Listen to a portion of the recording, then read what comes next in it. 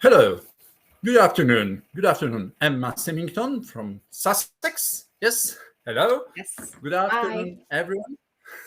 Hi. Hi. So we start New Wave Australia, and I'm giving the voice to Emma. And yes, Emma, the floor is yours. Perfect. Thank you, Piotr. And hello, everyone. Thank you for joining me again. I imagine most of you joined for the session last month on Classic Australia, when we looked across some of Australia's most famous wine regions and most famous varieties. Today, we're switching things up a bit and looking at New Wave Australia. And this has got a particular focus on the so-called alternative grape varieties. So some of the lesser known varieties and also some of the sort of new wave winemaking and different styles of wine coming out of Australia. So that's what we're focusing on today. So thank you for joining me this afternoon. I don't know if any of you are tennis fans, but I know there's a very exciting match on at Wimbledon at the minute, so Djokovic versus Hurkacz. So thank you for listening to me instead of watching that, and hopefully we can all catch up on the tennis after this. So, just again, before we crack on to the tasting, I've just got a bit of an introduction to kind of set the scene and talk to you a little bit about alternative varieties specifically and what's happening in Australia. And then we'll get going with the tasting because we've got 12 wines to get through. Okay, now for those of you who joined last time, you will have seen this slide before, and I slightly apologise for that, but also not really, because I think when we're talking about the range of styles and particularly the number of different grape varieties that are grown in Australia, it all sort of makes sense when you remember how big Australia is. Because yes, Australia is one country, but it's a continent-sized country. So as you can see, it's bigger than Europe. So there's over 150 different grape varieties planted in Australia today. So again, that really makes sense when you remember how big Australia is and how many different climatic areas there are, how many different soil types, how many different topographies within the wine regions. So again, just remembering sort of the huge size of Australia. So of course, when you have a big country, there are a lot of different wine regions, 65 of them. Again, as I mentioned last time, most of these we don't tend to see in the export markets. A lot of these are really only important domestically. But we are beginning to have some of the lesser known regions, I suppose, coming through to the export markets. But as I said, today we're really focusing on New Wave Australia. And one of the, I suppose, particular themes of this tasting is alternative grape varieties. So what is an alternative variety? Well, they're also called in Australia emerging varieties, or sometimes climate appropriate grape varieties. But really, how alternative varieties are defined is essentially they are not the mainstream varieties. So the mainstream varieties being things like Shiraz, Cabernet Sauvignon, Chardonnay, Pinot Noir. There's probably about 7 or 8 different grape varieties that are classified as mainstream. So really not that many. So beyond that, everything else out of the 150 plus grape varieties in Australia is an alternative variety. So there's a lot of them. But in terms of plantings, these are still very small in terms of plantings, but I think growing in terms of popularity.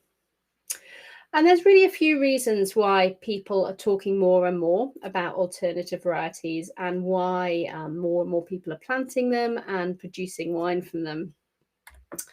And one of the key things is really this innate sense of innovation. I think this kind of pioneer spirit in Australia, this sense of adventure, sense of experimentation is really important for the winemakers and the grape growers. So always trying to push the envelope, try new things, experiment with new grape varieties, new styles of wine. So this sense of innovation is really helping push things and drive this change with alternative varieties and more of them going into the ground. Now, of course, the nice thing in Australia is that, grape growers and winemakers aren't constrained by legal limits like they are in, many regions, particularly across Europe. So, of course, the regions in Australia have their legally defined boundaries. So that is absolutely got a legal limitation. But beyond that, winemakers and grape growers can really do whatever they want. So they can plant whatever grape varieties they want, and they can make the wine in whatever style they want. They can bottle however they want in whatever sort of packaging. So they don't have to deal with a lot of the restrictions that some parts of Europe have to deal with. So again, this is why you have this real experimentation happening. Now, I've had a question come through. What's the approximate percentage of alternative grapes in total wine production in Australia? It's sitting at about 4% of plantings at the minute. So as I said, really very low, but there are lots of different grape varieties within that 4%. And it's a percentage that's growing, I suppose, year on year. So very, very small base, but I think over time we will begin to see these plantings gradually increasing. So another reason why plantings of alternative varieties are really becoming more important and people are becoming more interested in them is, of course, because of climate change. As with pretty much everywhere in the world, of course, Australia is affected by the climate crisis. You know, regions are becoming drier and hotter and predicted to become even drier and hotter over the next 50, 100 years. And so because of that, you know, grape growers and winemakers are really looking to the future and trying to adapt their vineyards to suit this changing climate. And one of the great things they've realized about many of these alternative varieties is actually they're probably better suited to the climate in many parts of Australia than perhaps some of those traditionally planted grape varieties were. So these varieties, the alternatives, often are able to keep their acidity much better than perhaps something like Chardonnay in some of those warmer regions. So keeping that acidity level high even as the grapes ripen, which of course has benefits when it comes to winemaking. But often these varieties as well require less water use in the vineyard, so less irrigation. And of course, when you're having a warming, drying climate, you know, water use becomes very important, and it's an important part of sustainability. So needing less water is very, very important and a big decision, part of the decision process as changing over to some of these varieties.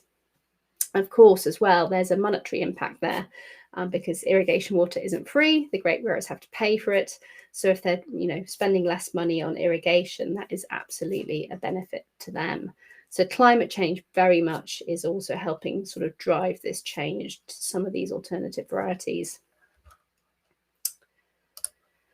And then I think the final thing that's really helping make this shift and grow the interest in alternative varieties is the globalization of wine. And what I mean by this is that I think for, you know, many years, you know, I'm talking sort of 10, 20 years ago, a lot of what we saw globally around the world was the main grape varieties. So Cabernet Sauvignon, you know, Shiraz, Chardonnay, Sauvignon Blanc, and so on. And particularly in Australia and domestically, but also in other countries around the world, I think the consumers are becoming more interested in tasting different grape varieties. They're experimenting more. They want to try different varieties. And so this consumer demand is also really pushing this trend in Australia. Because I think actually within Australia domestically, many of the consumers there are really interested in wine, interested in trying new varieties, and really are going and seeking out new styles of wine. So again, this is also sort of having that push on winemakers in Australia. Now, I should say that alternative varieties is not just a recent phenomenon, because actually many of these so-called alternative varieties have been in Australia since, I suppose, the beginning of viticultural history in the country. I think last time I mentioned a man called James Busby, so he's considered the sort of grandfather of Australian wine. He's the Scottish man who moved to Australia got a job with the the Australian government, and then moved back to Europe and collected cuttings of different grape varieties in Europe, which he then took back to Australia with him. So he brought cuttings of a lot of different grape varieties into Australia, including many of those what are now called alternative varieties. So many of these varieties have been in the country for quite a long time. And again, to give you an example of that, in fact, what is considered to be the world's oldest dolcetto is in Australia. That's planted in Victoria, and that was planted in 1868. So, it's not just a recent phenomenon. That being said, I think within the last sort of 10, 20 years, there has been an increasing interest in alternative varieties, and more varieties are coming into Australia and being available to grape growers and winemakers to plant. But it's not an easy process bringing a new variety into Australia. Australia has incredibly strict quarantine laws bringing any plant material into the country. That's partly because much of Australia, as I think I mentioned last time, is phylloxera free. So the whole of South Australia, the whole of Western Australia, the whole of Tasmania are phylloxera free. So keeping the country pest and disease free is very, very important to the government, to the country. And this obviously impacts on bringing in new varieties into Australia. So I've just got an example to share with you as to the process of bringing a new variety into Australia. So a winery you may well know called Jim Barry in the Clare Valley. The winemaker there at the time, Peter Barry, he went on holiday to Santorini in 2006, and he tasted what to him was a new grape variety, a Certico, a variety I'm sure many of you know well. And he was really impressed with the Certico. He'd never tasted it before, but kind of fell in love with it when he went to Santorini. And he thought it had a lot of similarities to Clare Valley Riesling that he makes very well in terms of its acidity, that beautiful high racy acidity and those kind of mineral and citrus notes. So he got very excited about a Certico and decided it'd be quite fun to plant it in the Clare Valley and see what happened. But when he got back to Australia, he realised that there was no Certico in Australia. It was not available to buy as a grower. So he decided to begin the process himself of importing the variety into Australia. So the first thing he had to do was work with a winery in Santorini to get some cuttings. And in 2008, he imported 12 cuttings from Santorini into Australia. They went straight into quarantine, and they spent 2 years in quarantine. And at the end of those 2 years, so in 2010, he was left with 2 cuttings. So he started with 12 and ended up with 2. So 10 of those cuttings were discarded throughout quarantine. I'm not entirely sure why. It could have been because of virus or other diseases, but essentially they weren't good enough to pass through quarantine. So in 2010, he ended up with these 2 cuttings. Of course, they then had to be propagated on and further cuttings taken. And he was eventually able to plant some vines in 2012. And the first wine was made in 2016. So from originally tasting that wine in Santorini in 2006, it took him 10 years to be able to finally make some wine from that grape variety in the Clare Valley. So that just gives you a little bit of insight into the process of introducing a new variety into Australia. It's something that takes time and dedication and will, but it is something that's happening. And we are seeing more and more new varieties being available in Australia for growers to buy. So another question's come through. Are alternative wines important in Australian wine export? Yes and no, I think is the answer here. No, because as I said, there's only about 4% of plantings that are alternative. So it is a small percentage of production. And what we see is domestically in Australia, as I said, the consumers there are really excited about these wines. So a lot of these wines are sold domestically. That being said, I'm certainly seeing interest in the UK, and I think it's true of other markets as well, that consumers are getting excited about these alternative varieties coming out of Australia. So we are seeing increasingly more of them in export markets, but it's still a very small percentage, I suppose, of the total of Australian wine that is exported. Okay, so that all being said, I think we can crack into some tasting. So we've got 12 wines to get through, as you can see. There's 3 white wines, then we've got a rosé, and then 8 reds from a number of different grape varieties, as you can see. So the first 2 are both Sauvignon Blanc. So if you do happen to have 2 glasses in front of you, please do feel free to pour both of those, because it's nice to do a bit of comparing and contrasting. Equally, if you've only got 1 glass, don't worry, just pour yourself the first wine, because I'm going to talk through them individually anyway. So the first wine is from Tasmania. So Tasmania is, of course, an island state. It's about 250 kilometres south of the Australian mainland, so further south in terms of latitude. So that, of course, has a cooling impact because of latitude. And it's also totally surrounded by the cold waters of the Southern Ocean. So as I think I mentioned last time, the Southern Ocean, which sits off right the southern part of Australia, is a very, very cold ocean. So it has a really important cooling impact. And this, of course, is at its most extreme in Tasmania, because it's totally surrounded by these cold waters. So Tasmania is by far and away the coldest wine region in Australia, which perhaps is why it's best known for its sparkling wine. In terms of size, Tasmania is about the same size as Switzerland, but it's only got about 1,700 hectares of vineyard area, so not a huge amount of plantings. For example, that's far, far less than we have here in England. But I think it is very well known, certainly domestically, but also in the export markets, and particularly for its sparkling wine. So Tasmania as a state is in fact one single region. The entire state is the region of Tasmania, and there are no official sub-regions. But as you can see on this map, there are sort of 7 unofficial sub-regions that winemakers often talk about. So up in the north, you have 3 of these, 1 down the east coast, and then 3 radiating out from Hobart down in the south. You can see there's absolutely nothing down that western coast. This is because the coast is very wet. Everything comes in from the west, so it's very wet down the western coast, and also quite high and mountainous, so really not suited to viticulture.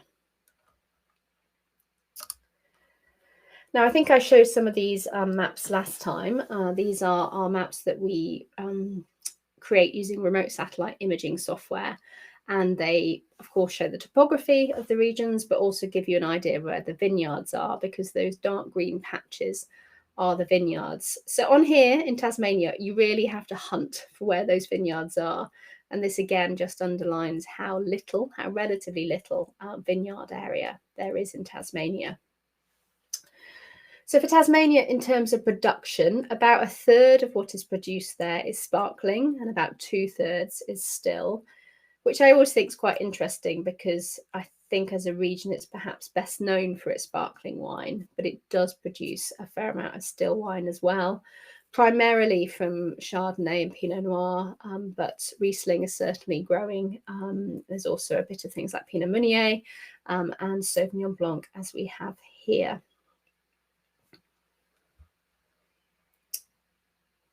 Right, so the wine we have is from Brown Brothers. This is their Origin Series Sauvignon Blanc. This comes from a number of different vineyards across Tasmania, so it isn't just from one of those sub-regions as I showed you. So the Origin Series is a relatively new label within the Brown Brothers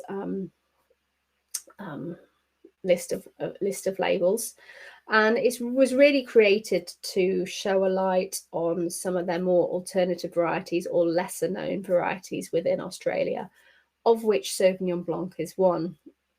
And Sauvignon is quite an interesting one because, of course, globally it is very well known, very popular as a grape variety. But in Australia, only about 6% of plantings are Sauvignon Blanc.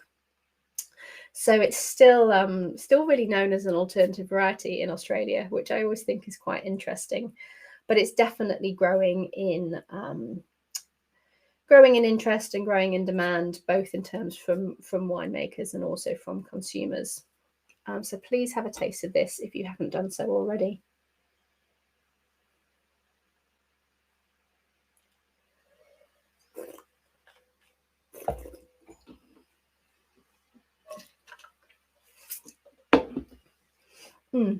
So I think the style of Sauvignon Blanc from Australia, I always think is quite different to, for example, New Zealand. They tend to be a little bit less intense in terms of fruit profile and fruit concentration. And I often think they're a little bit better for food matching, to be perfectly honest with you. This for me has got lots of those lovely kind of herbal notes, as well as that, of course, citrus kind of fruit profile. And, you know, pink grapefruit I'm really getting coming through now. Just a lovely, fresh, fruity, made for very easy drinking style of white wine, you know, very simple in terms of winemaking, but very delicious.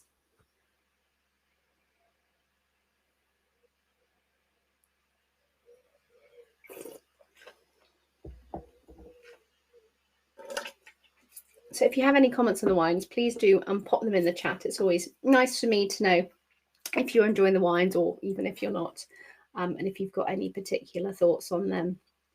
But I think that's a lovely wine to start off the tasting. It certainly gets the taste buds going there. And yes, there are some comments about the shelf price in Australia. In Australia. Good question. I don't know, I'm afraid. So I'm based in the UK, and I don't think this wine is available in the UK. So I've certainly never seen it on the shelf here. So I can't even give you UK price. I can certainly do some investigation though and let you know after the session if that would help. Good. And the comments, lots of paprika nose and very fresh. Yeah. It is very fresh, isn't it? Absolutely. Certainly a lovely wine to start the tasting with. And there was one question you missed, perhaps. Oh, sorry. Yeah, the where was it? I missed it. Yeah, what's the approximate percentage of alternative wines production in Australia? That it's not that one. One's popped up now. Which countries are the main inspiration for new wave winemakers in Australia? Which country? Good question. So if you mean in terms of grape varieties, we're certainly seeing a lot of varieties, I suppose, from more southern Mediterranean countries, because, you know, those are the varieties that seem to be best suited to the climates of many different regions in Australia. So as you'll see as we go through this tasting, you know, quite a lot of Italian, Portuguese, Spanish varieties, but also Georgian, Greek, lots and lots of different things. But for me, the interesting thing is many of these winemakers have not made wines from that grape variety in their country of origin, if that makes sense. So, for example, if they were making a Sangiovese, they won't have made wine in Tuscany. So what that means is they're not trying to recreate Chianti, for example, in Australia. Instead, they are trying to make the very best Sangiovese they can in Australia, which is a slightly different way of looking at it. So they're not trying to copy the styles from Europe. They're trying to just use those same grape varieties, but make it in an Australian style. So yeah, I'll be interested to see what you think of those wines when we get to them. Right, let's move on to our second wine. So please do pour that for yourselves if you haven't already. I will just get myself some.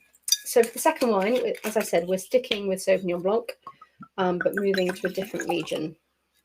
So this is from the Adelaide Hills in South Australia. So we've gone a fair amount further north into the Adelaide Hills. As I think I said last time, a clue is in the name of the Adelaide Hills. These are hills literally just outside Adelaide.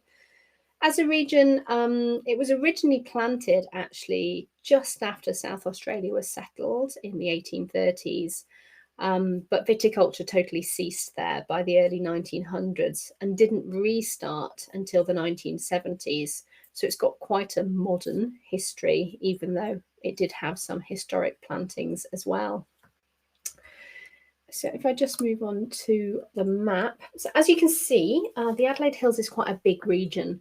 It's about 75 kilometres north to south, about 20 kilometres east to west. But again, not a huge amount of plantings. There's just over 3,000 hectares of vineyard area within the Adelaide Hills today. So given the size of the region, not a huge amount of viticulture. It's quite varied in terms of climate as regions go. So the central part of the Adelaide Hills around Piccadilly and Lenswood, which you can see picked out on this map, those are official subregions. That's the highest part of the Adelaide Hills. And here you're getting vineyards up to around about 600 metres in terms of altitude.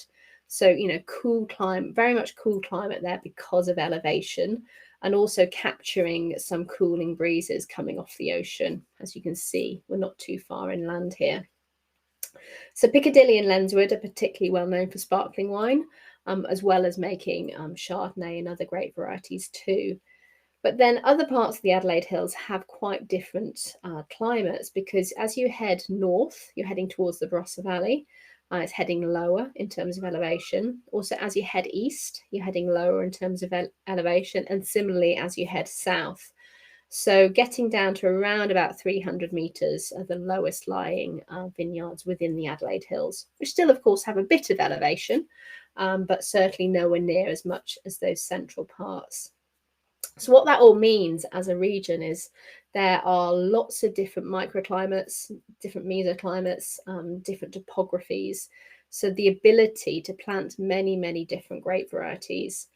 So the Adelaide Hills as a region is really becoming a sort of hotbed of alternative varieties. There's also a lot of younger winemakers there who are perhaps experimenting with different styles of winemaking too. You know, it's a real hotbed of natural winemaking, for example, as well, within the Adelaide Hills. So it's a really exciting region. And as I said, lots of different grape varieties are planted there. And as I said, we have Sauvignon Blanc here. So this is from a winery called Murdoch Hill. So the vineyards here, it's a family-owned vineyards, they were planted some time ago. They've only more recently started making their own wine from it. So as a label, this is relatively new. And the winemaker here is a young winemaker, but very, very well thought of. He won the Young Winemaker of the Year award just a few years ago. So the vineyard here is at 420 metres altitude. So not those, you know, super high sites within the Adelaide Hills, but still, you know, enough elevation to have a cooling influence. So well suited to Sauvignon Blanc. And here we've got a slightly different winemaking to our first wine, because we've got a little bit of oak influence going in here. 30% of the wine has been fermented and matured only in old French oak barriques. So this isn't about necessarily adding oak flavour into the wine, but it's about adding texture and breadth, so giving a slightly different style. So again, please have a taste if you haven't already.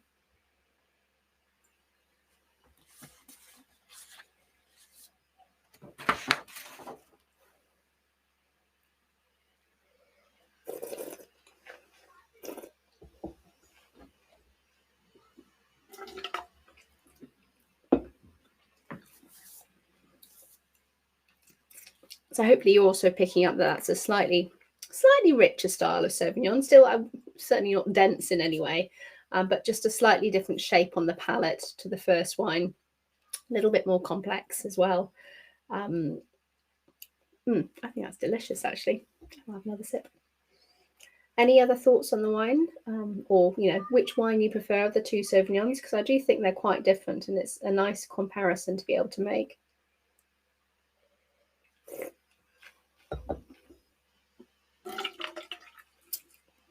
This one, I think, has got a little bit more fruit weight to it. The first one was perhaps slightly more on that herbal vegetal side, whereas here we're getting a bit more of kind of lemon curd and kind of flavours coming through with that nice texture from the oak influence.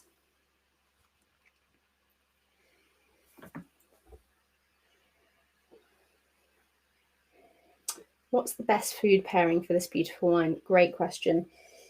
I mean, I think this is a wine that could go with actually quite a lot of different food types. Of course, the obvious answer, I suppose, would be shellfish of some description, or oysters would be lovely, prawns, any sort of shellfish. But I equally think it's got enough weight and depth to stand up to something a little bit richer as well. So be it a more chickeny dish, or I suppose on the vegetarian side of things, perhaps even something a bit mushroomy would actually work quite nicely. Perhaps not with a cream sauce or anything like that. But I think you've got various options actually with this wine, because it does have that sort of extra breadth and texture, but still have that lovely acid line to give freshness.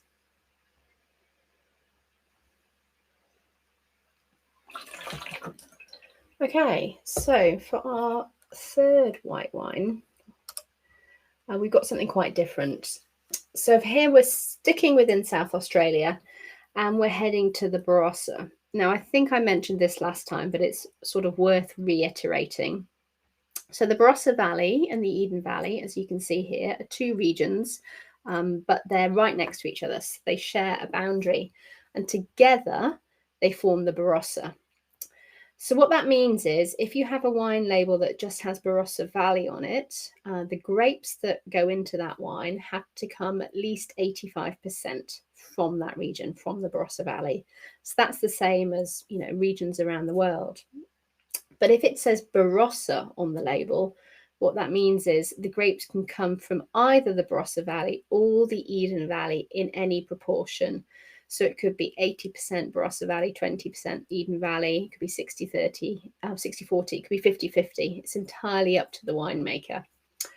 And the reason this is an option, I suppose, it's funny, the winemakers in the Barossa Valley often refer to the Eden Valley as their sort of bonus wine region, because the two regions have very different climates and give very different styles of wine.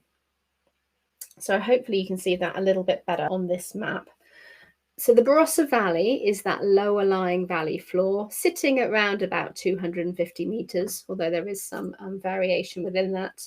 But, warm climate, Mediterranean climate, perfectly suited to Shiraz, Grenache, Mourvedre, those classic reds that come from the Barossa Valley. The Eden Valley, on the other hand, is not a valley, confusingly. It's an elevated plateau that sits alongside but above the Barossa Valley. So where I said the Barossa Valley sits around about 250 meters, the Eden Valley gets up to about 550 meters in High Eden, in that subregion you can see to the southern end of the Eden Valley. So it's much higher in terms of altitude. So this gives it a cooler climate. And it's also much windier, which also has a further cooling influence. So this gives quite a different style of wine coming out of the Eden Valley. You tend to get more acidity, a bit more structure. And it also means different grape varieties are planted up in the Eden. Obviously, it's particularly well known for its Riesling.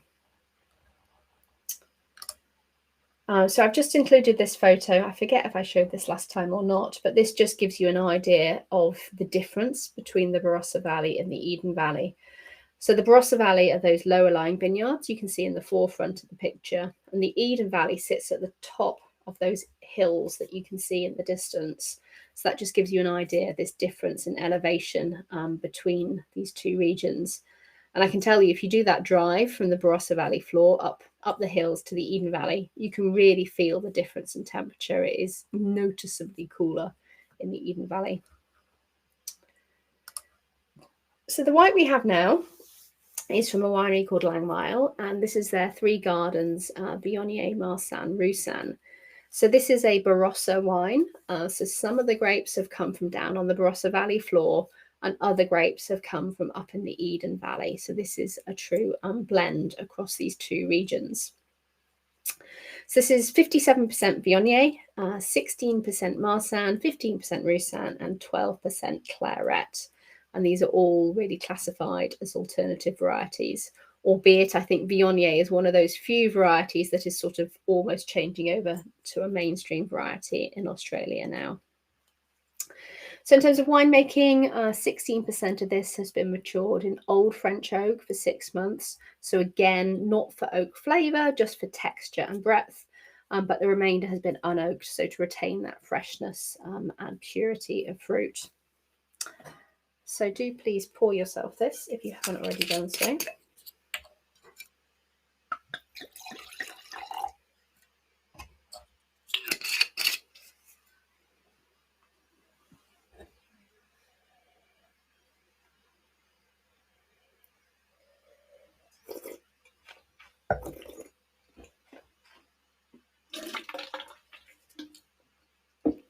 So of course these grape varieties are originally from the Rhone Valley in France, so very much suiting the same climate that we find in the Barossa, but giving quite a much richer textural, full-bodied style of white wine as opposed to the Sauvignons we've just had. So much more texture going on here. Much more intensity and concentration of fruit. I'm certainly getting a lot of those lovely peach and apricot flavours you typically get from Viognier, along with a little bit of grip, which I particularly associate with Roussanne, that slight phenolic grip, just giving additional texture and interest to the wine. So I think this is a really lovely food matching wine. There's a lot of layers of flavour, quite a lot of density of fruit going on in there.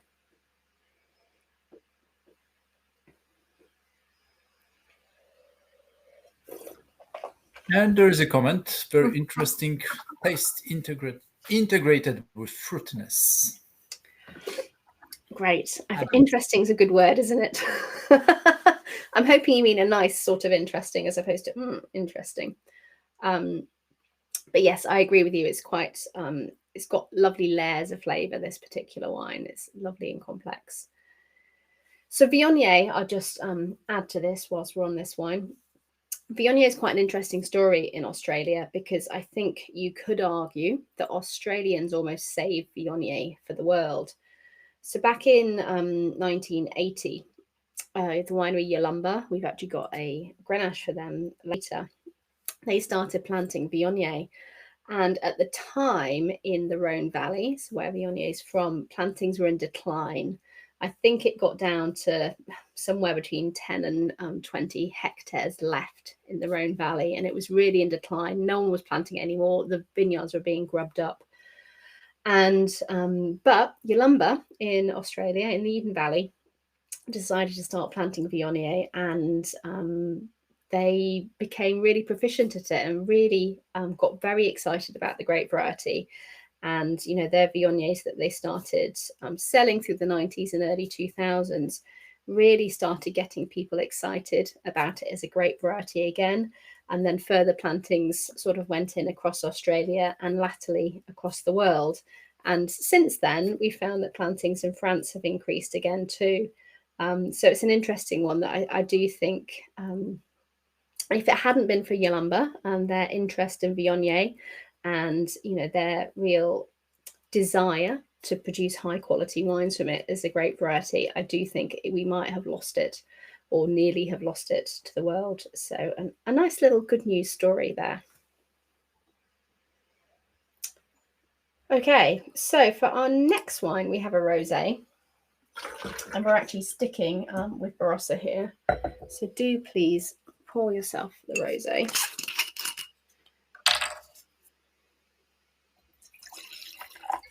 So this is just from the Barossa Valley. So this is not any Eden Valley fruit in this. This is just Barossa Valley fruit.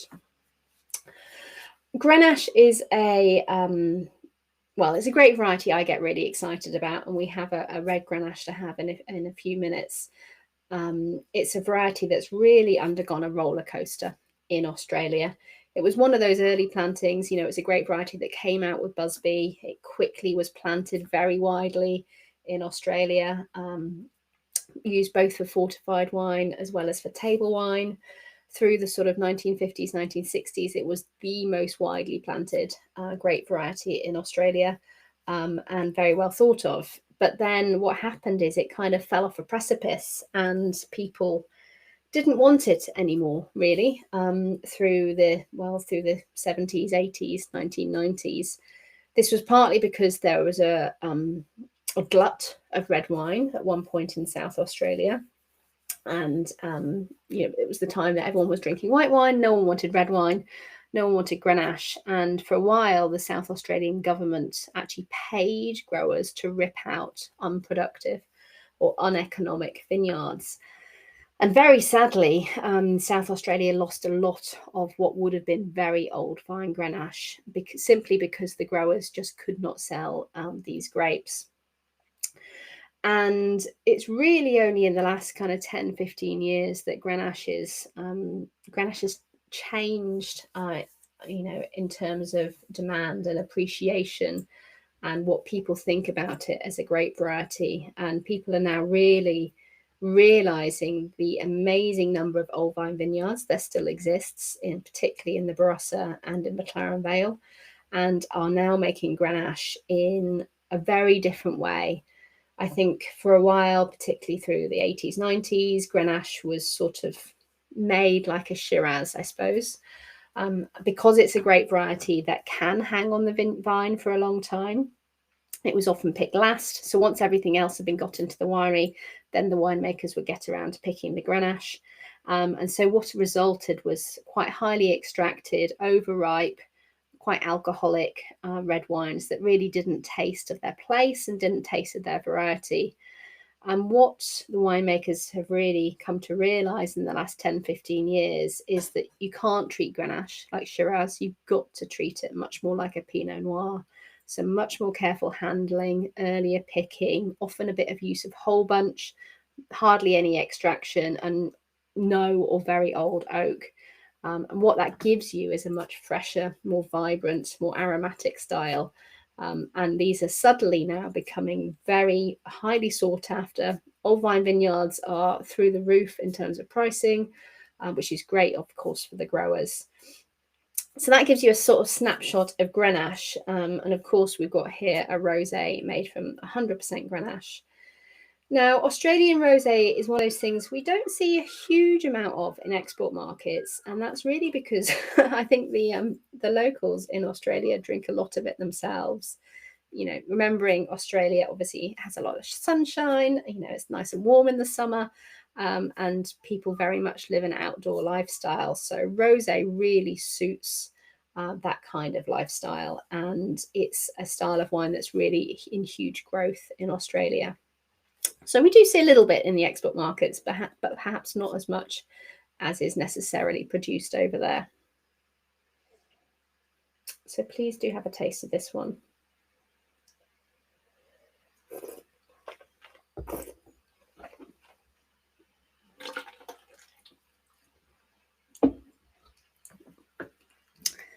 So I think this is designed to be a kind of fresh and easy drinking style of rosé. But what I really like about it is there's still a lovely sort of concentration of fruit there.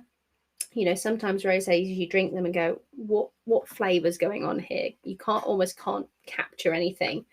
But here, this has real lovely Grenache flavour coming through, along with a lovely zesty acidity.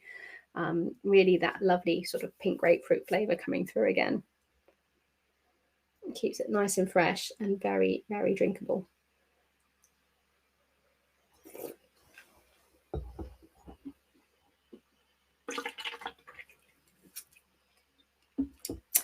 Is there a fairy tale associated with this lovely rosé? Well, funny you should say that. The fairy tale really relates to what I was just telling you about Grenache, about how this roller coaster journey it's gone on from being highly sought after to no one wanting it to coming back and sort of being really loved again. And that's kind of what they're trying to imply with this label is that, this fairy tale story of Grenache is where it's come from, but where it is now, that kind of ugly duckling to the swan, if you like. Okay, so if you've all tasted the whites and the rosé, I think it's probably time to move on to the reds.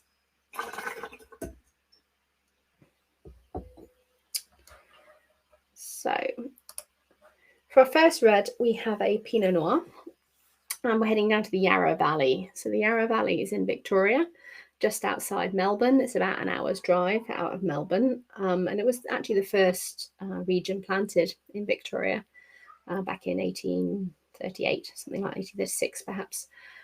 But again, a bit like the Adelaide Hills, it was a region that was finished viticulture, I think, by 1921. There was an economic depression, all sorts of things kind of went against the Yarra Valley, and viticulture totally ceased, and people moved across to things like dairy farming for a number of years. And it wasn't again until the 1960s and so on that people really started planting vines again. So here's the Yarra Valley. Again, as you can see, it's quite a big region in terms of area, but not a huge amount of plantings, just over 2,000 hectares. As I think I mentioned last time, there's two unofficial subregions within the Yarra Valley. So I hope you can see my pointer now. If you track this highway that runs from the northeast to the southwest through the region, everything north and west of here, so where I'm circling now, that's considered the lower Yarra. So this is, clues in the name, the lower lying vineyards of the Yarra Valley. So sitting around about 50 meters to 100 meters in terms of altitude. So these are the warmer sites within the Yarra Valley. You do get a bit of Cabernet down there, a bit of Shiraz, some Nebbiolo, some Gamay. People are playing around with different things. And then everything southeast down here, southeast, southwest is the upper Yarra. So here we're heading up to about 400 meters in terms of altitude, so much higher in terms of altitude, so much cooler sites. So this is where you particularly get a lot of Chardonnay and Pinot Noir being planted. And people are increasingly moving to higher sites again as a result of climate change. So the Yarra Valley, in terms of climate overall, is considered slightly warmer than Burgundy, slightly cooler than Bordeaux. But as I've said, there's a huge variation within that because, of course, those warmer sites in the lower Yarra are the warmer end of the spectrum, and those higher sites are much, much cooler. So it is a cool climate region overall, is considered within Australia, and you do get these lovely sea breezes coming in from the ocean. You can see we're not far from the ocean here. And this is all captured within the region because sitting to the north of the region up here, this is the Great Dividing Range. So, you know, a range of high hills, mountains. So that stops any hot air coming down from the north, and it also captures those cooling breezes that are coming off the ocean. And then you have another range of hills down here to the southern end of the Yarra Valley called the Dandenong Ranges. So together, these hills kind of form an amphitheatre encompassing the valley, and that captures the cold winds that come off the ocean and keeps them in the valley. So this again has that cooling influence. So the wine we have is from a winery called Giant Steps. We had their Chardonnay last time, if you remember. This is their Primavera vineyard Pinot Noir. So they make a number of different single vineyard wines. This is one of them. So this is from 240 meters in altitude. So sort of middling altitude, I suppose, if you like, within the Yarra Valley. Certainly not the warmer low-lying sites, but also not some of the very much cooler sites, somewhere in the middle. This vineyard was planted just about the turn of the century, so it's about 21 years old now in terms of vine age. As it says, in terms of winemaking, it's had 8 months in French oak barriques, 25% of which are new. So please do pour yourself a glass of this if you haven't done so already.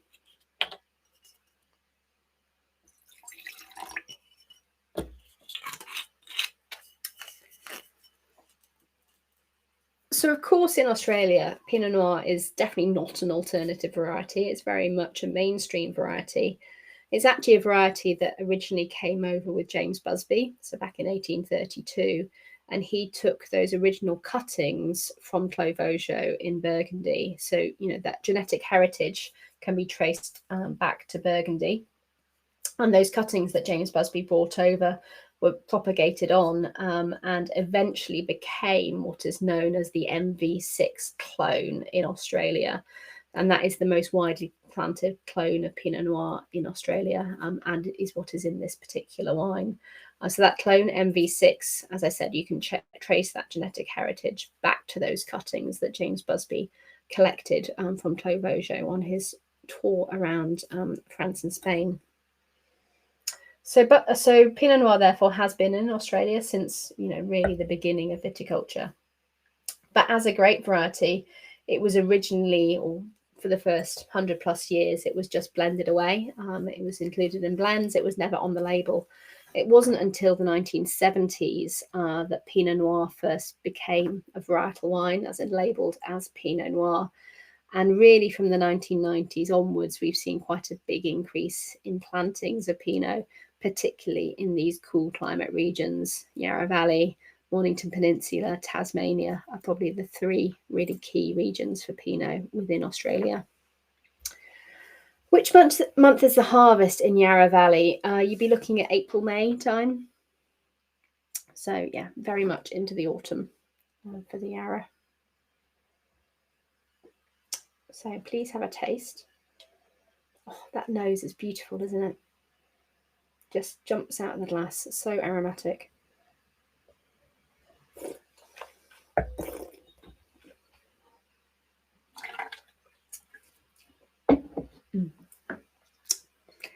Great complex wine. We love it. I love it too. I mean, I think I mentioned last time that I think Giant Steps are one of the most exciting wineries in the Yarra, and I think this nicely shows how exciting they are.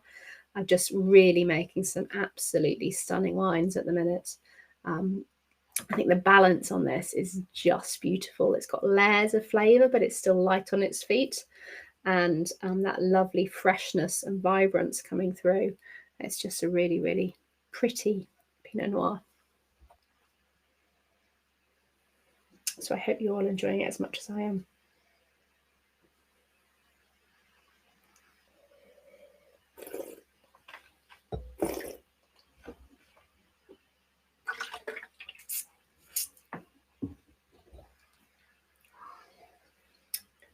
Oh, I don't really want to throw that away. I don't know about the rest of you. But we must. Onwards. Okay, so for our second red wine, we are going back to the Barossa Valley, so back to South Australia. And we have a Grenache. So this is what I was talking about earlier. So Grenache really for me is one of the most exciting varieties in Australia at the minute because of this journey it's been on. And I think many of the Grenaches that are being made now are just so aromatic, so pretty, so lively, so drinkable, and just really exciting wines. And I think part of the reason Grenache is so exciting in Australia is just the number of old vine vineyards that exist, particularly in the Barossa and in McLaren Vale, which are really the 2 key regions for Grenache in Australia.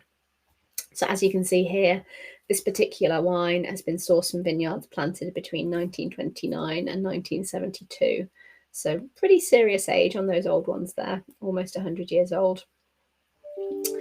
And as I said, winemaking for Grenache has had this real step change in the last 10, 15 years, away from this big oaked, extracted, alcoholic style of Grenache.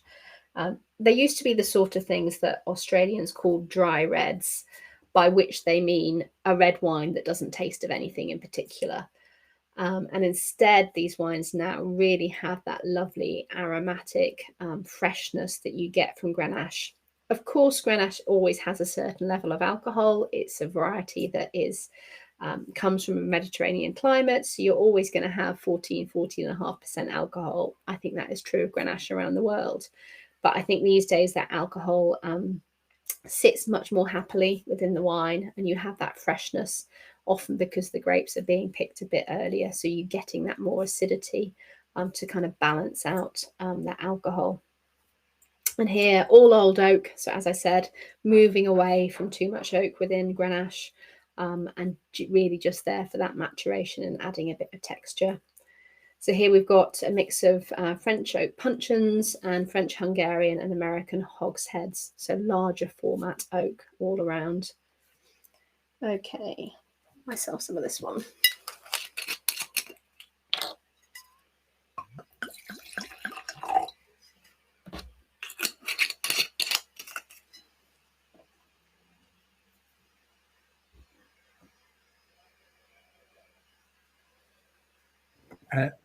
Sorry, Emma, and the shelf price in the UK of this wine? I think these days this is about £20, maybe a bit under, 19, £20, something like that. Thank you. Yeah.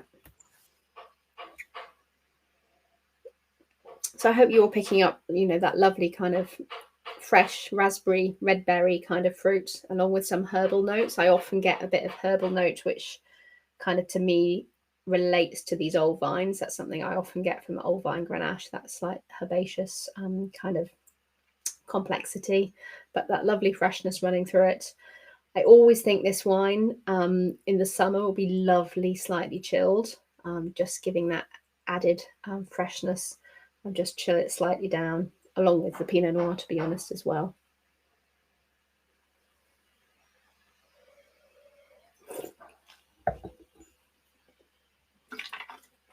Again, this is a wine that I think is very adaptable when it comes to food pairing. It's got some tannin structure there, but it's lovely and soft. So it's the sort of thing you could happily, sit in the garden, have it lightly chilled with some platters of cold meats or salads, but it also will stand up to richer kind of lamb dishes, or, some things with some spice, because there is a bit of kind of 5-spice kind of character going through there. So there are lots of options for this with food matching, which makes it quite exciting too.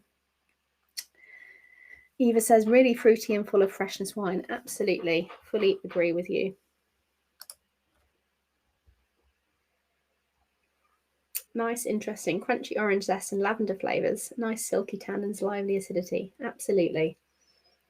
So I don't know if this is a surprise for you because, or for some of you, because, as I said, this sort of new wave style of Grenache is still, well, new wave. It's something that's really only changed within the last 5-10 years.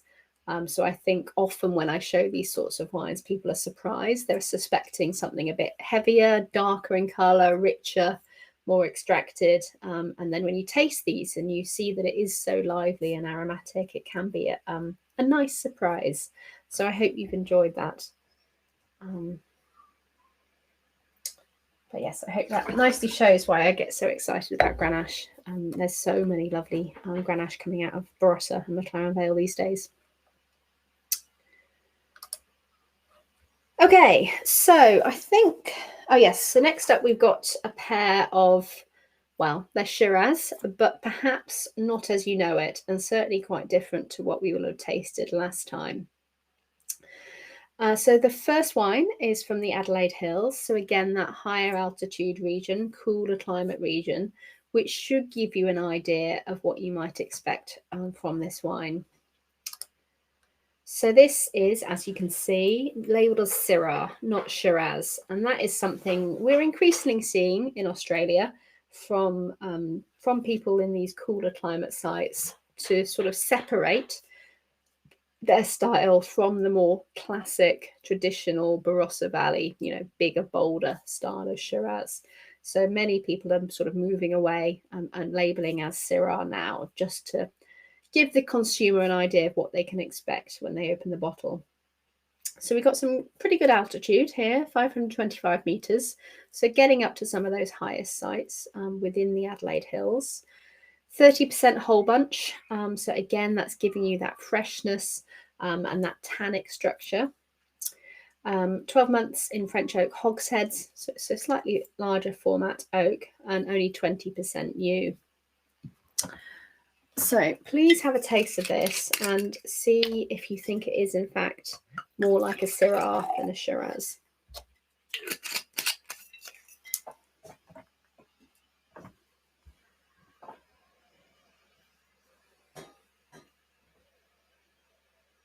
Certainly for me on the nose, it's absolutely Syrah. It's got those lovely kind of floral tones, as well as lots of lovely fresh ripe fruit, but really crunchy ripe fruit as opposed to overripe.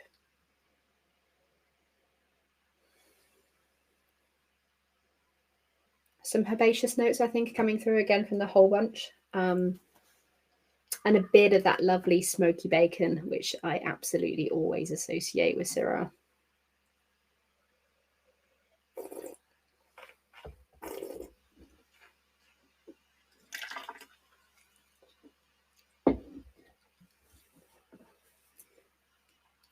This wine in the UK, I think, again, this is about £20.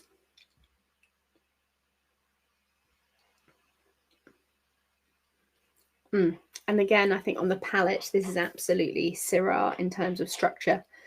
Very different from Shiraz. So more acidity, more tannin, more grippy tannin.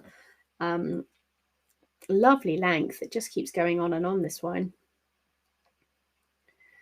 But absolutely made in that kind of fresh, crunchy, vibrant style. Frankly, again, you could slightly chill this quite happily. And again, would match quite a lot of different food options, I think.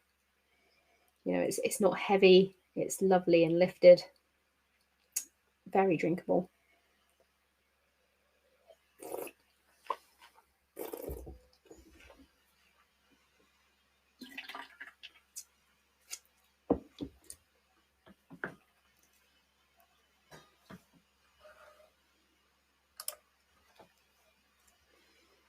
I think there might be another comment or question coming through, so I will just wait for that. Just from Piotr. Any comments on the wine? Yes, I would love to know too. And again, it would be nice to know if this is a sort of surprise for you, because again, I think this is not the style of Shiraz people expect from Australia. And it's nice to be able to show something a bit different, a bit more lively, a bit more vibrant. Yeah, so Hubert Hurkacz just lost against Djokovic, so they are upset, perhaps. That's a shame. Yeah. Yes, but well, now you can focus, guys. Okay.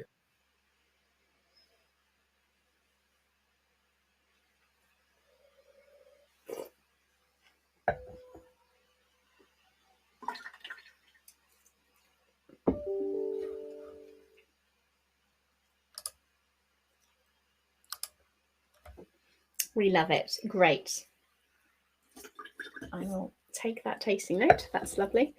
Okay, so our second Shiraz is labelled as Shiraz, but again is made in more new wave style. So here we are in a region called McLaren Vale. So just south of Adelaide, as you can see. If I move on to the next one, you can see perhaps a bit better. So McLaren Vale was the first region planted in South Australia, pretty much immediately after South Australia was settled. As a region, it's very much Mediterranean climate. As you can see, it's bounded on one side by the ocean and by the other side by the Adelaide Hills. So there is a variation in elevation within the region. The lower lying vineyards, frankly, are almost down at sea level, and then heading up to about 250 meters as you head up into the foothills of the Adelaide Hills. So some variation there.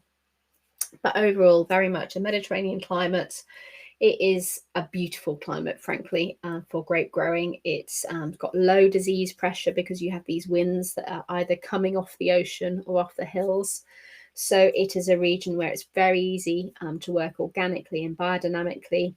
And it's actually known as Australia's greenest wine region because well over a third of all growers or of all vineyards are certified as either organic or biodynamic, and more people are working that way and certainly working sustainably.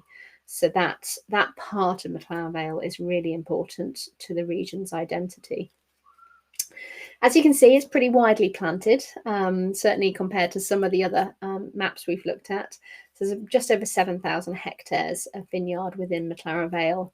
And of that, about half is Shiraz. So it's a region that's particularly known for Shiraz. But as I said before, also a lot of old vine Grenache, And it's a region now that is becoming, again, really at the forefront of alternative varieties. So there's all sorts of things planted in McLaren Vale. You've got Tempranillo, Touriga Nacional, Menthia, I've seen Fiano, Vermentino, the list goes on. There's all sorts of different things happening in McLaren Vale, so it is very exciting for a wine region. And the wine we have is from a winery called Paxton, and this is their Now Shiraz. So they make a number of different Shiraz, and this one is their one which has no added preservatives. And it's made very much in a sort of Spanish Joven style. So totally unoaked, no added preservatives, very simple winemaking, bottled and sold essentially. And Paxton really are at the absolute forefront of this green revolution, if you like, within McLaren Vale. They've been certified organic and biodynamic for well over 10 years. They're also certified sustainable. This is very important to them as a brand, as a winery, working regeneratively within their vineyards. And again, I think this might be a slight different style to what you might expect from a McLaren Vale Shiraz. So do please have a taste.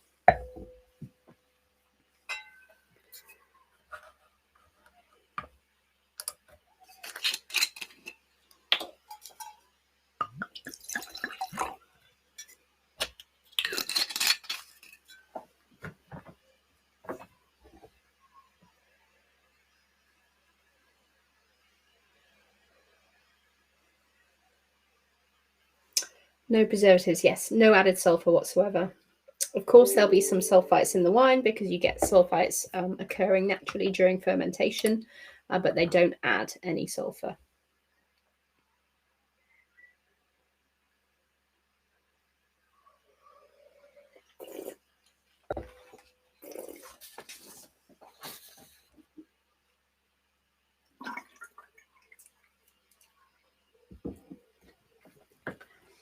So this is absolutely juicy, jumps out the glass, very different, I think, to what you might typically consider as McLaren Vale Shiraz.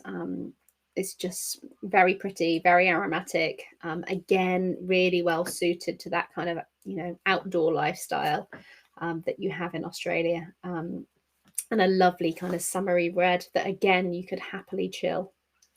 Sorry, Piotr, you were about to say something. I was just saying that we have some Slovaks here, as we have Slovakian comments here. Veľmi chutná skvere, if you get it. Yeah. Perfect. Yeah. Very tasty, super excellent. It sounds internationally very, yeah. So what's the best pairing for this juicy wine? Again, I think a little bit like the Grenache we had earlier, this is a sort of wine that could match many sort of styles of food because it is that lovely, fresh, vibrant, juicy style. So again, you could happily sit with this in the garden, with some cold meats or some cheeses. Barbecue would be lovely. I mean, classic Australia. But equally, it would sit quite happily alongside a steak or, a sort of umami, aubergine-rich vegetarian dish.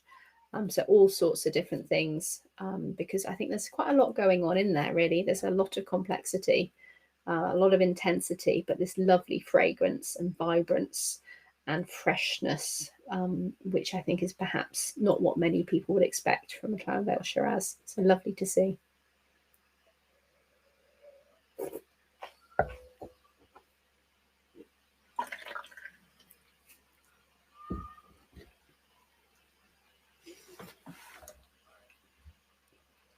So I hope you've enjoyed that pair of Shiraz. I would love to know if you preferred one or the other, or if you were surprised by them or enjoyed them. So please do pop any comments into the chat. Otherwise, we will move on to the final 4 reds, which are all alternative variety reds and some interesting wines.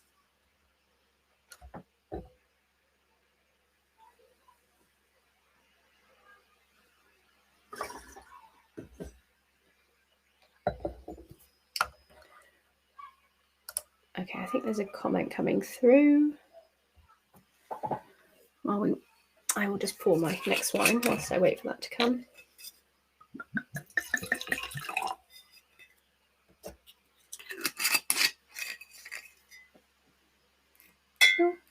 Okay. Okay, so we are sticking within McLaren Vale, so same region here. And this again is from Heirloom Vineyards. So we tried their Syrah from the Adelaide Hills a couple of wines ago. This is their Touriga National from McLaren Vale. Piotr talking about the Paxton Shiraz. Very interesting wine. I love to try that with some fatty ribeye steak. Absolutely. Wouldn't that be delicious? Yes, that sounds nice to me. Okay, but onto the Touriga National. So Touriga, obviously, a Portuguese grape variety, very well known from the Douro Valley, both for port and also for Douro table wine. Touriga has actually been in Australia for a very long time because, as you might remember, I mentioned last time, through the early part of the 20th century, there was a lot of demand for fortified wines within Australia. And so a lot of these grape varieties that are well known for fortified production were also planted in Australia at that time. So again, this is an alternative variety that actually has some significant history within Australia. That being said, this particular vineyard for this wine is relatively young. I think it's only about 8 years old. And it's a variety that, again, is becoming much more interesting to many winemakers, again, because of it being so well suited to the Mediterranean climate that, we get in McLaren Vale. So please do have a taste of this one.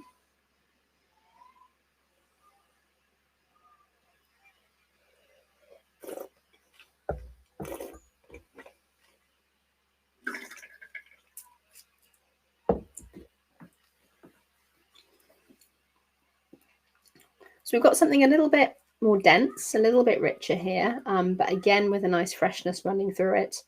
And what I love is the nose on here. It's so aromatic. You've got some lovely kind of herbal notes as well as that kind of juicy fruit that you get from Touriga. It's really quite delicious.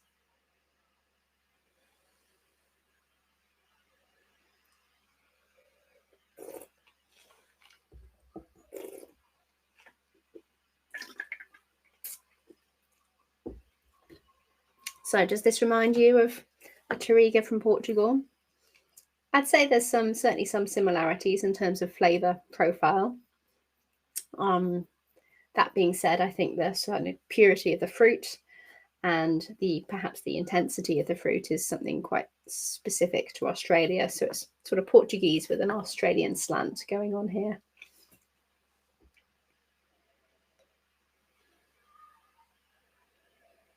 No comments on this wine. You're all just enjoying it.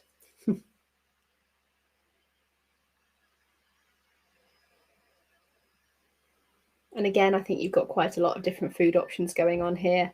I mean, this is a bit richer, a bit more concentrated, a little bit more tannic structure. So you probably do want something, a proper meal, I suppose, is what I'm saying, rather than, cold meats or so on. But again, barbecued meats, something richer in terms of vegetarian, perhaps, I don't know, a vegetable lasagna or something with lots of tomatoes would work quite nicely with this.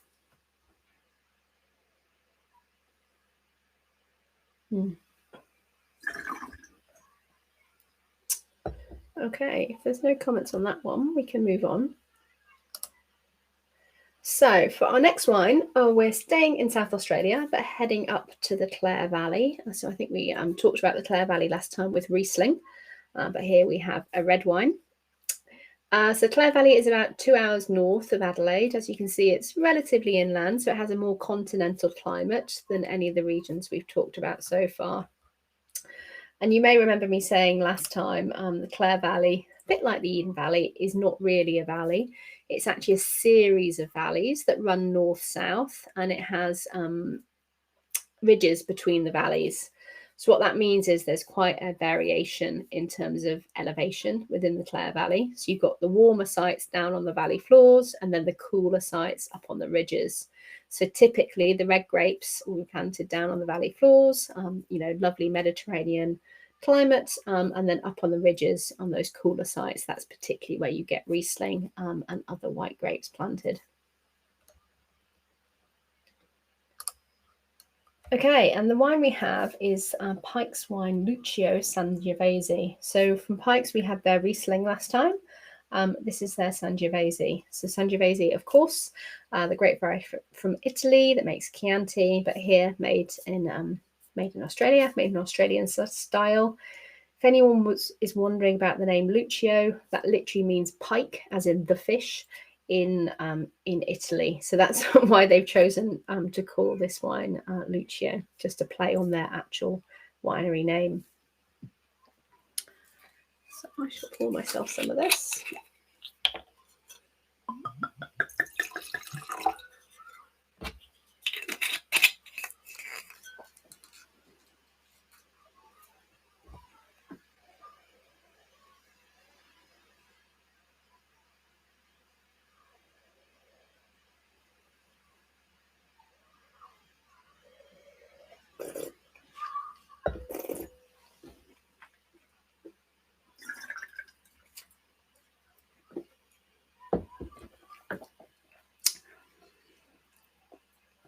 So here I think you've got that sort of real typical Sangiovese kind of red cherry fruit acidity, but also that tannic structure holding it together.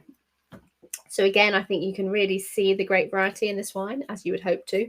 But again, it's not made in, I suppose, the style of Chianti. It is a distinctly Australian version.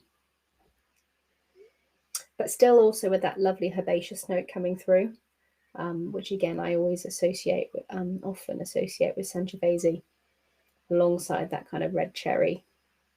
Perhaps not quite as bitter. I often get a kind of sort of sour cherry note in Sangiovese coming out of Italy. Here, I think it's less sour, if you like, slightly riper.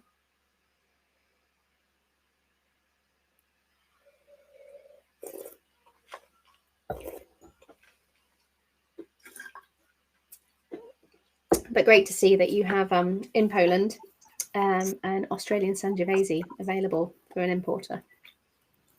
But even the acidity is quite different from the Italian, from the Tuscan's Sangiovese, right? It's the sugar content of the residual sugar is how much? There's none. There's no residual in here, but there is, of course, more fruit, sort of fruit weight. So that gives you that impression of sweetness, but it's just fruit sweetness. It's not actual sugar. So again, that changes the shape of the wine in the mouth, as opposed to what you might typically expect from Italy. So this is what I'm saying. It's sort of Italian, but with that Australian angle. Yeah. That's interesting. Right, and this is Wine Express from northern Poland, right? Porter.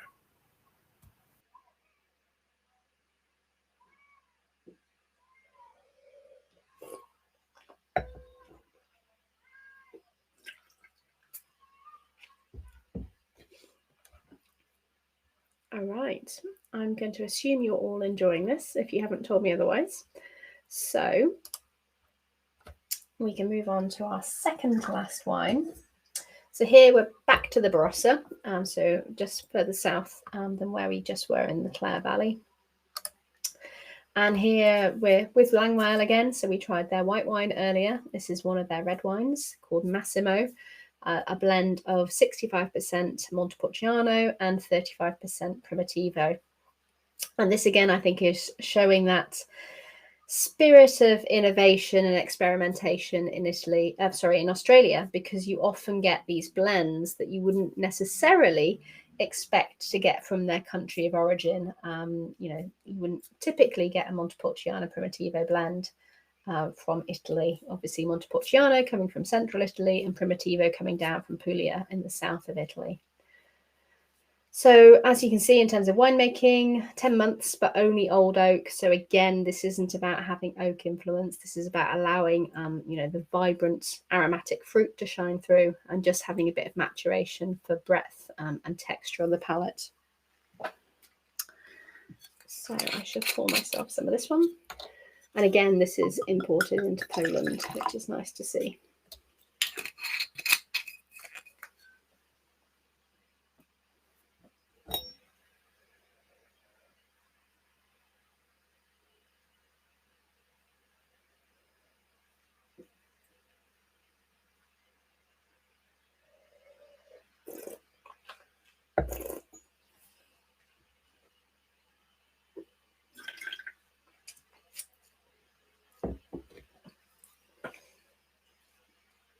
So I think here you've got all that juiciness that you kind of expect from Montepulciano.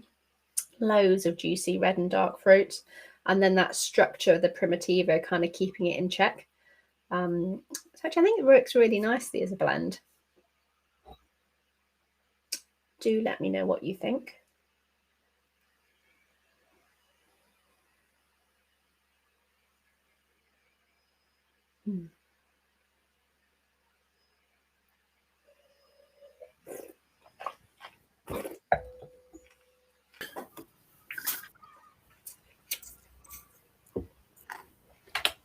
Oh. Again, when it comes to food pairing with this wine, I think, it's quite an intense red wine. There's quite a bit of structure. So you probably want something quite weighty in terms of food, be it red meat or a richer style of vegetarian dish. It really is crying out for some food. I think this wine, it's got, a fair amount of tannin and acidity. It would really blossom with the right food.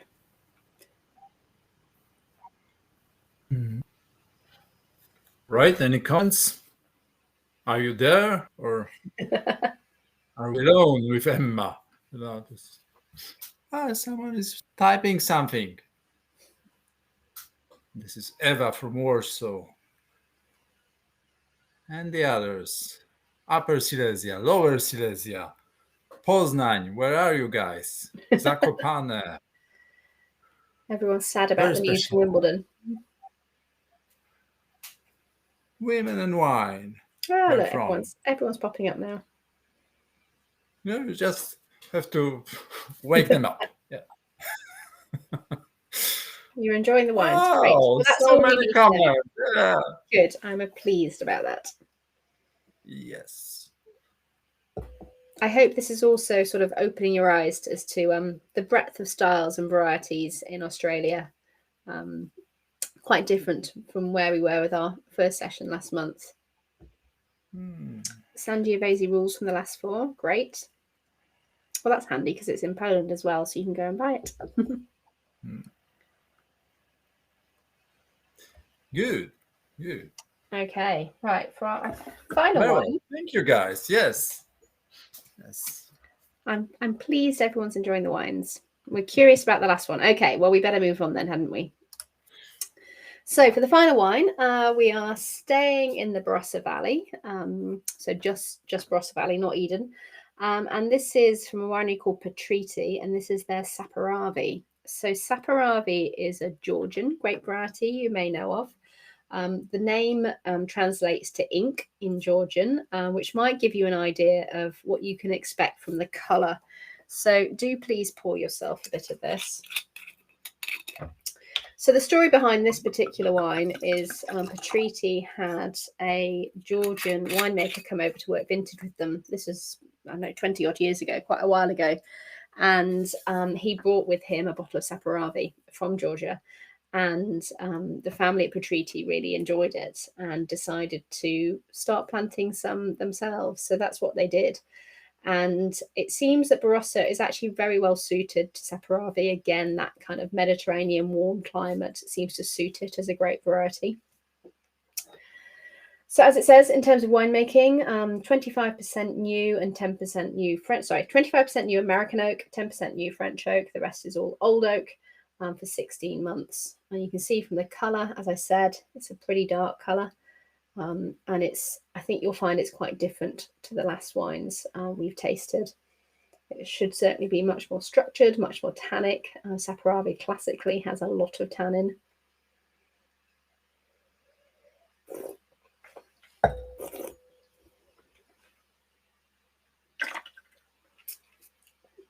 Much darker in terms of fruit profile, much richer, more those kind of dried kind of grape notes coming through, raisins, chocolate, coffee. Oh my gosh, there's a lot of complexity going on in here, but a very, very different style to the last few we've tasted.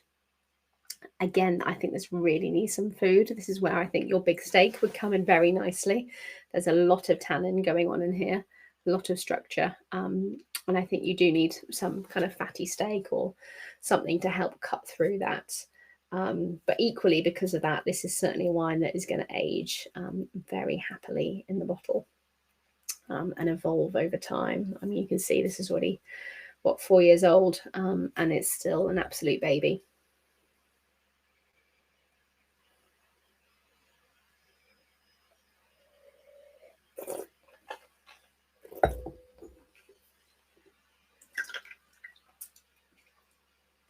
And again, nice to see that this is important to Poland, and nice to show you that, alternative varieties, it's not just about the Italian and sort of Spanish and Portuguese varieties. In Australia, there's some of these lesser known varieties, I suppose, from other countries across Europe. Oh, yeah. There's a question or comment. Do you think it's a good move for Australia to go for the new varieties, being so well known for the classic Shiraz? I think yes, to be honest, in that Shiraz is always going to be Australia's calling card. It's well over 25% of all plantings. It's very, very important for Australia. And I would say actually a lot of the vineyards that are being moved towards some of these alternative varieties, people are top grafting and so on. It's not necessarily Shiraz they're top grafting away from. Often it's things like Chardonnay or Cabernet Sauvignon in regions which are really just too warm for those varieties. So it's perhaps some of the other varieties that are being switched across to alternatives. And I think there's no bad thing, just, broadening Australia's spectrum of varieties, and it gives people much more excitement, much more interest, much more things to explore. Okay. And Treasure Wines is from Kielce, I believe. Say Kielce, Emma. I might not. Kielce, this is easy. Okay. It's a city between Warsaw and Krakow, let's say. Mm-hmm. Yeah. Okay. Beautiful country, beautiful wines. Yeah. Price. Right, Well, everything costs about £20. That's pretty easy. Yes, I mean, I think there is some variation within that. The Brown Brothers at the beginning would have been a bit less, and the Giant Steps, certainly the Pinot Noir, because that's their single vineyard Pinot Noir, would have been a bit more than that. But this, in a way, this is the tricky thing with some of these alternative varieties in the export markets, is because, particularly say something like a Montepulciano, you can expect from Italy to get a Montepulciano for not very much money at all. But of course, when it's coming from Australia, there's not that many vineyards of it. It's being made in a very different style. So these always have a higher price point. And that's just part of the package, really. But when you're looking to explore new things and taste new things, I really think they are worth the money. But you kind of can't benchmark them against some of their European counterparts in terms of pricing. Okay, someone is typing something. Yeah, so that was really, really fast. Thank you very much for interesting new wave. Oh, you're very welcome. I hope you enjoyed tasting through all those wines. I certainly did. Now, I think I told you mentioned last time, we have our education resources. So if anyone wants to learn more about Australian wine, and particularly if you're studying for WSET or any other wine exams, this is a really brilliant resource for you. We've got a huge amount of material available on there, study guides, maps, video content, quizzes, etc. So please do have a look if you would like to learn some more. Right. Any planning? Yes, are you planning? Are we planning any more tastings in Poland? Watch this space, I think, on that one. Wasn't me. Have nothing to do with women and wine. Yeah. Good. Yeah, well, that was really fast, but perfect timing. I may say, if we're on the public road, we get a ticket, for that. But it was really nice. Thank you very much from Wrocław. Oh, Wrocław! So you're alive, guys. Wrocław. Ah, thank you. Yeah. Wrocław is Lower Silesia, and Katowice, so Rafał is from Upper Silesia. It's a huge difference. And Chochowskie Termy. Yes. Well, Emma, thank you very much. Thank you again for Great having tasting. me. And Need to change the perception of Australian wine without kangaroo labels. I fully agree with you there. Absolutely. I'm doing my best. There. Yeah. Do you read this in Polish? Unfortunately not. Well, unfortunately, yes, because this is they are very happy with your smile. Yeah, Oh, that's nice. Yeah, and great wine. Yeah. Wow. Well, thank you all. Thank you. So this was Emma Symington, Master of Wine from Sussex. And yes, thank you, Emma. Hope to see you in person in Poland.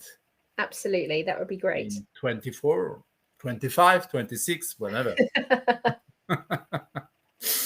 Good, guys. Thanks, everyone. Thank you very much. Thank you all. Bye. Bye-bye. Thank you.